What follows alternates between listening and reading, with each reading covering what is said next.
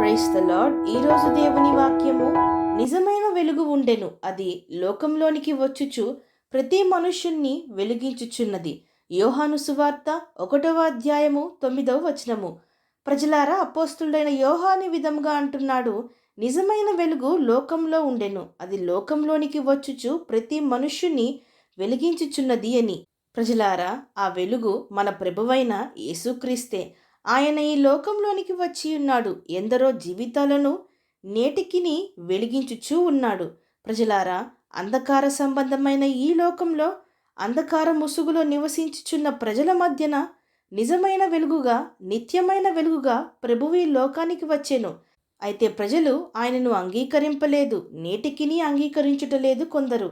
ఎందుకనగా మనుషుల క్రియలు చెడ్డవైనందున అవి వెలుగులోనికి వస్తే అవి బయలుపరచబడును గనుక వారు ఆ వెలుగును అంగీకరించుటలేదు. ప్రజలారా, అనేకులు చీకటిని గుర్తించరు, తమ జీవితాలు అంధకార సంబంధియగు సాతాను అధికారము క్రింద ఉన్నదని, వాడు వారి యొక్క కనులకు గ్రుడ్డితనమును కలుగుజేసినని వారు గ్రహింపలేరు. అయితే అట్టి జీవితాలను వెలిగించుటకు, మనోనేత్రములను వెలిగించుటకు వారు ఇక ఎంత మాత్రము చీకటి సంబంధులు కాక వెలుగు సంబంధుల వలె ఉండవల్లని దేవుడు ఈ లోకానికి వచ్చెను, తన వెలుగును ప్రకాశింపజేసెను.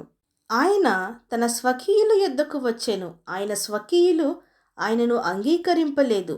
తనను ఎందరు అంగీకరించిరో వారికందరికీ, అనగా తన నామమునందు విశ్వాసముంచు వారికి దేవుని పిల్లలగుటకు ఆయన అధికారము అనుగ్రహించెను అని అపోస్తులుడైన యోహాను సెలవిచ్చుచున్నాడు. ప్రజలారా, ఆయన ఈ లోకానికి వెలుగు. ఆయన ఉన్న చోట చీకటి ఎంత మాత్రమూ ఉండదు.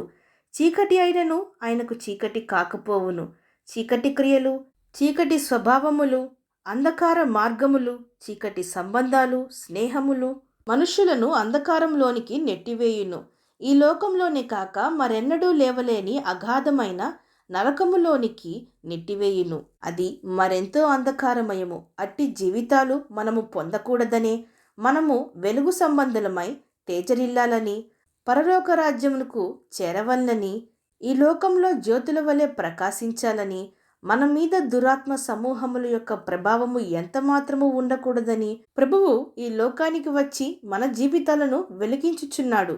దేవుని వాక్యము సెలవిచ్చుచున్నది, ఆ వెలుగు చీకటిలో ప్రకాశించుచున్నది గాని చీకటి దాన్ని గ్రహింపకుండెను అని. ప్రజలారా, అవును, ఇంకను అనేక మంది యేసుక్రీస్తు ప్రభువే నిజదేవుడని ఎరుగకు ఉన్నారు. చల్లారిపోయిన జీవితాలను, అంధకారంలో మగ్గిపోతున్న జీవితాలను, బానిసత్వంలో కృంగిపోతున్న జీవితాలను వెలిగించుటకు, రక్షించుటకు, లేవనెత్తి నిలువబెట్టుటకు ఈ లోకంలోనికి ప్రభువు వచ్చెనని ఎందరో ఎరుగక తిరుగులాడుచూ ఉన్నారు. ప్రజలారా, రండి, వెలుగునొద్దకు రండి, చీకటి క్రియలు విడిచిపెట్టి రండి, వెలుగులో ప్రవేశించుడి. మీ పాపపు జీవితాన్ని, అతిక్రమములను, పాతరోత జీవితాన్ని కొట్టివేసి వాటిని మీకు దూరపరిచి నిత్యమైన సంతోషమును, ఆనందమును అనుగ్రహించే ప్రభువు యొద్దకు రండి.